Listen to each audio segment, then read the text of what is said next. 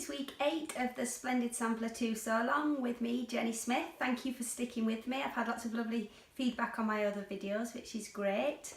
This week I was quite relieved because it's quite a quick block to make up, and after the English paper piecing of last week and some of the applique, this is a quick fix that you can do on a machine. It's called My Flock, which I am guessing also relates to the fact it's a flying geese block here that makes up the centre, and I'm just going to show you a couple of tricks for making this quickly and just talk about thread choices when you're using different coloured fabrics as well. For my block I'm going to use these two colours here for the geese and then the pink around the edge. These are all Fruit Silhouette from Liberty's Orchard Garden collection, coming out in fall 18.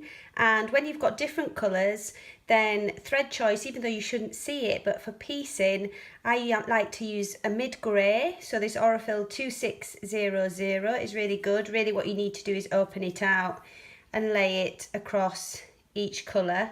That blends more than white. White comes forward, and otherwise a really nice sagey green is the other colour I go for, especially when I'm using Liberty Tana Lawn as well with lots of colours in it, because the green actually disappears against all the colour as well. So either of those two are great, and when it's 50 weight, because it's nice and fine, then for all your piecing it just means they're going to lay nice and flat. I showed this trick with washi tape or masking tape in the point taken block earlier, but I'll just show it again quickly. So what I do when you've got to stitch across the corner for a snowball or a flying geese is you don't need to actually mark any lines on your fabric squares.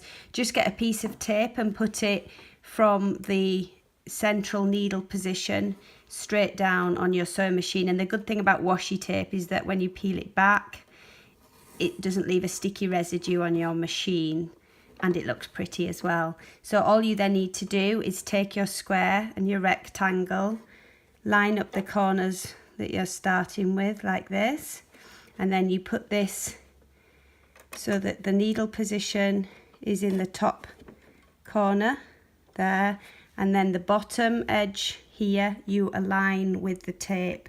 And when you start machining, you're not watching the needle, you just watch the bottom edge here, and you ensure that this point remains in line with the tape so that you know you're going straight across that diagonal.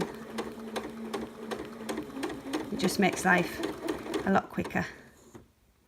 Once you've machined one side only, you then trim the seam allowance to 1/4 inch, cut that excess away, so that is wastage. You can maybe do something with those little offcuts, and then you're going to press this open here before you put on the next side. And I just keep mine consistent, so I'm doing this, obviously you're doing the right side first, pressing, and then bringing on the left side, but eventually that top join there will disappear anyway. When you're putting on the second square onto your geese unit, I find it easy to start at this corner here so that you're working towards the overlap, and then you can just ensure that that doesn't stray, so that the next time the seam allowance keeps perfect to get really neat points. Once you've stitched that second side, again you trim away to 1/4 inch, and then you press and you have your little units like that. What you're ensuring is that you've got that 1/4 inch seam allowance at the top, so when you sew them together you will have the points included in the block. And actually I thought there might be more wastage from cutting away these triangles, but they're quite small units, so that's all that's left.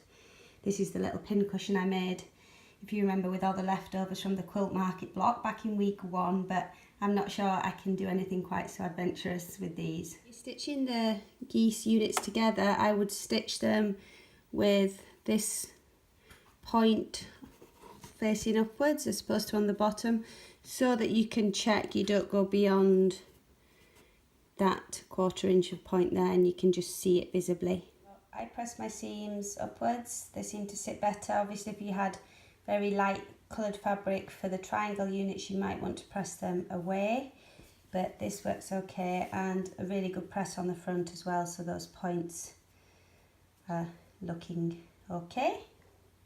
So I've just added the narrow strip here on the left, the wider strip on the right, and giving it a nice press.